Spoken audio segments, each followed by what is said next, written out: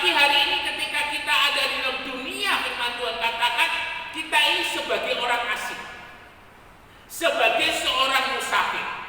Nah, Ishak sebagai orang asing di Gerar ini menunjukkan satu keberadaan bukan hal yang mudah, tetapi hal yang sulit.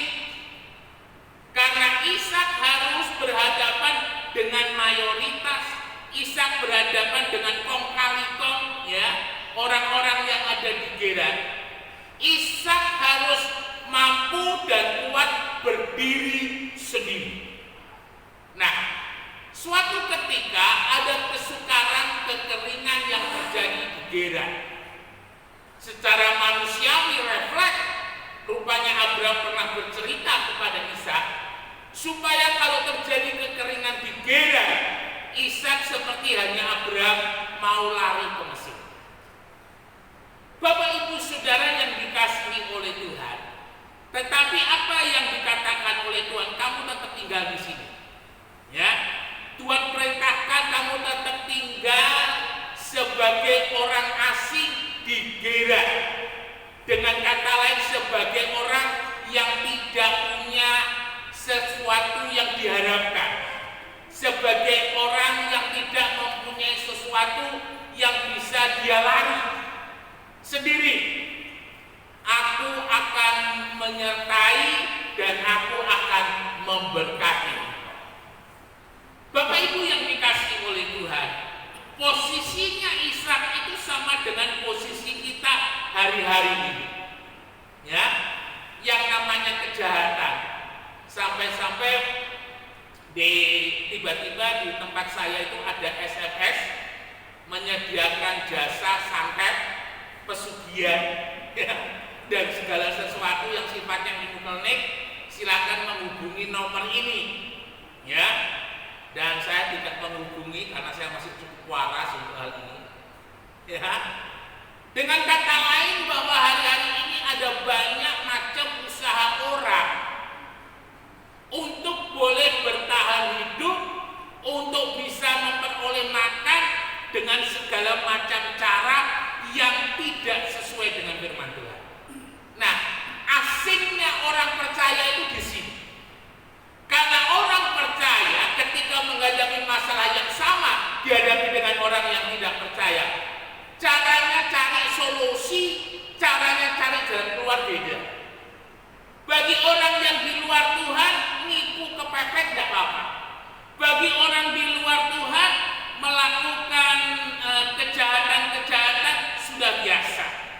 Menggunakan ilmu-ilmu kuasa kegelapan untuk boleh mendapatkan kekayaan itu biasa. Tetapi ini menjadi asing di dalam kehidupan kita sebagai orang yang percaya kepada Tuhan. Bapak Ibu yang dikasihi oleh Tuhan, pentingnya di dalam kehidupan kita, hati kita ini ada Tuhan. Ya, ketika hati kita ada Tuhan, itu sama halnya kita melempar sauh, melempar jangkar di tengah-tengah kesulitan dan kesukaran untuk menjadi timbang. Ya, kita harus berpegang kepada jangkar itu. Kita harus tetap berada di dalam tarikan jangkar itu. Jangan sampai lepas, jangan sampai dipotong, karena kita akan berjalan tanpa tujuan. Nah, ini yang Tuhan mau lakukan di dalam kehidupan kita. Aku akan meneguhkan, itu artinya aku akan menguatkan. Di tengah-tengah goncangan, di tengah-tengah masalah persoalan, Tuhan akan menguatkan. Ishak dalam situasi dan kondisi seperti itu, Ishak memilih tidak pergi ke Mesir, tetapi Ishak memilih hidup di dalam firman Tuhan. Orang percaya harus memilih hidup di dalam firman Tuhan daripada memilih hidup di luar daripada Tuhan. Ya, Bapak Ibu yang dikasihi oleh Tuhan, ketika Ishak memilih menurut apa yang dikatakan oleh Tuhan, maka di dalam kehidupan Ishak harus melakukan apa yang menjadi maunya Tuhan.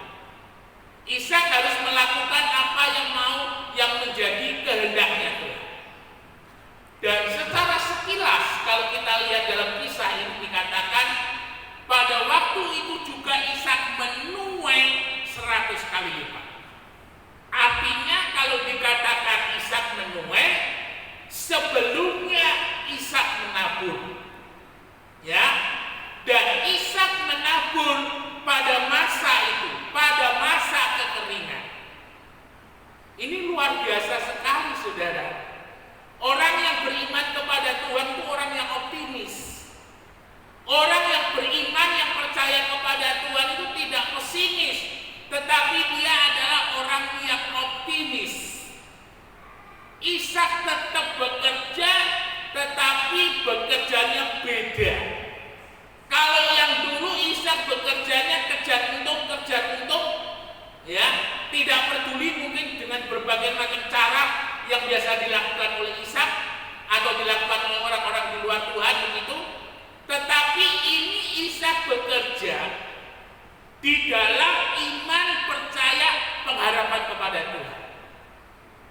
Ya, orang kalau bekerja dengan beriman itu beda orang yang bekerja dengan tidak beriman.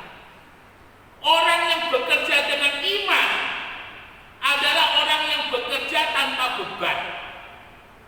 Hasilnya sedikit, hasilnya banyak, puji Tuhan.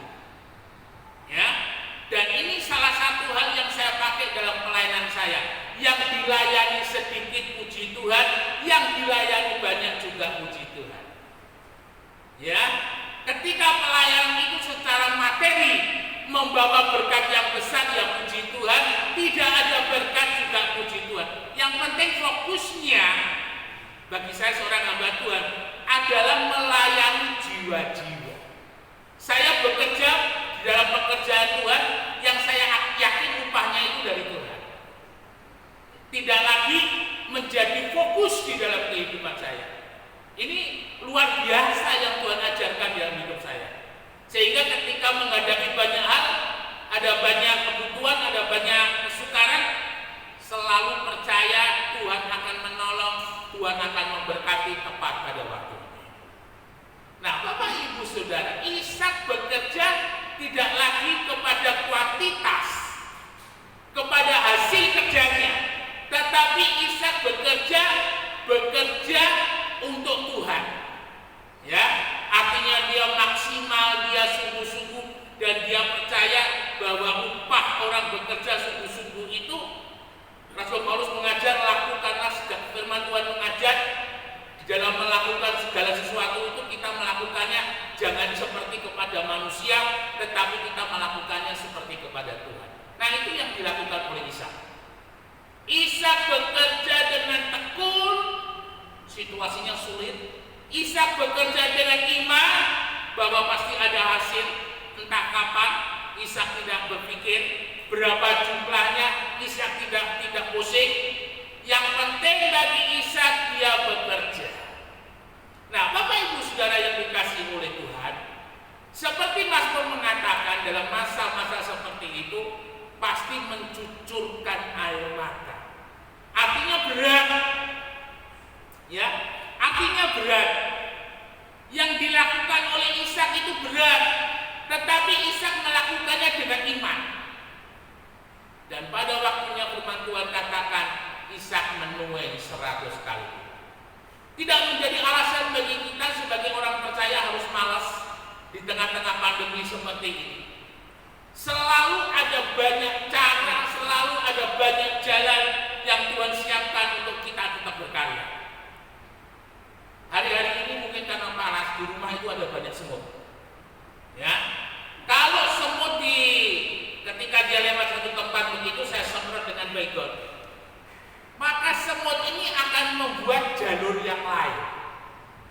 Di situ disemprot baygon, semut itu kembali lagi cari jalan yang lain, cari jalur yang lain untuk boleh mendapatkan makan. Saya melihat di sana semut saja begitu gigihnya luar biasa. Ya, iman harus disertai dengan perbuatan. Ketika kita bekerja, janjinya Tuhan akan memberkati. Ini yang harus kita ingat baik-baik. Jadi tidak ada istilah di dalam kehidupan kita karena COVID, karena pandemi menjadi malas-malas. Ya, saya sebagai seorang hamba Tuhan, saya berusaha apa yang harus saya lakukan di tengah-tengah banyak berkurangnya jam ibadah. Tuhan buka jalan. Saya mulai nulis, saya mulai cari sumber-sumber yang lain dari YouTube, dari yang lain. Ayat-ayat firman saya kirim, video-video singkat motivasi Kristen saya kirim. Ternyata itu memberkati banyak jiwa. Ya, berkali-kali tengah malam biasanya mulai jam 9:30 itu waktunya orang konseling, saudara. Jadi konseling WA itu jam 9:30. Ya mau nggak mau ketika dia dalam situasi seperti sekarang ini saya harus memberikan jawaban. Ya, artinya hari-hari saya tidak santai. Saya tetap bekerja tetapi dengan kreasi yang lain. Ya, karena bagi saya sebagai seorang hamba Tuhan, maaf tanda kutip, kalau istilahnya nganggur itu sedih, saudara. Ya, sedih. Tapi bagaimana Tuhan membuka pikiran saya, membuka hati saya untuk saya boleh tetap melayani, ternyata jangkauannya tidak untuk di Tuban, tetapi jangkauannya Indonesia. Ya, ratusan, hampir ribuan. Itu yang boleh saya layani setiap hari. Dan itu menjadi sebuah anugerah tersendiri. Bagi saya sebagai seorang hamba Tuhan, Tuhan percayakan seperti itu. Satu hari saya tidak kirim, itu SMS-nya sudah masuk. Mas, minta maaf, apa saya memang di cancel? Yang lain tanya, Pak, apa saya di cancel sehingga tidak dikirim lagi? Saya bilang enggak, karena kesibukan yang ada sehingga saya tidak bisa kirim. Nah, Bapak Ibu Saudara sekalian yang dikasihi oleh Tuhan, Tuhan mengokohkan, Tuhan menguatkan. Ya, kalau Tuhan mengokohkan, Tuhan menguatkan, itu artinya Tuhan membawa kita terus naik. Kalau kita mau naik, itu artinya kita harus bergerak. Ya, kita tidak diam, kita harus bergerak, kita harus semangat, kita harus inovatif, kita harus bekerja naik.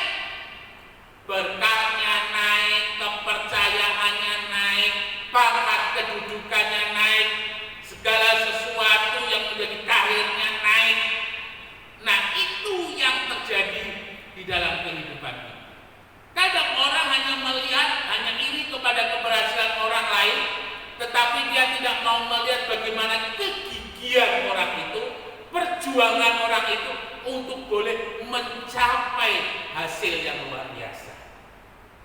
Kita ingat kadang-kadang sindiran, ya sekarang diberkati, wah sekarang pelayanannya bertambah ya luar biasa. Tapi mereka tidak melihat air mata kita, tidak mau melihat perjuangan kita, waktu kita untuk Tuhan, waktu kita untuk belajar, waktu kita untuk banyak hal yang kita lakukan supaya membuat di dalam kehidupan kita.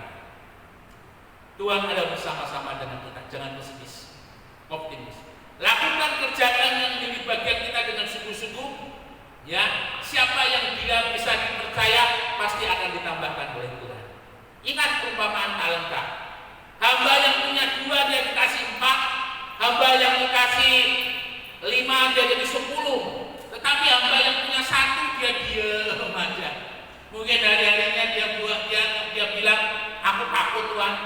Kalau yang 1 ini aku pakai usaha gagal, aku takut. Tuhan tidak mau seperti itu ternyata. Tuhan mau kita berusaha. Ketika kita berusaha, Tuhan campur tangan. Ketika Tuhan campur tangan, berkatnya milik kita.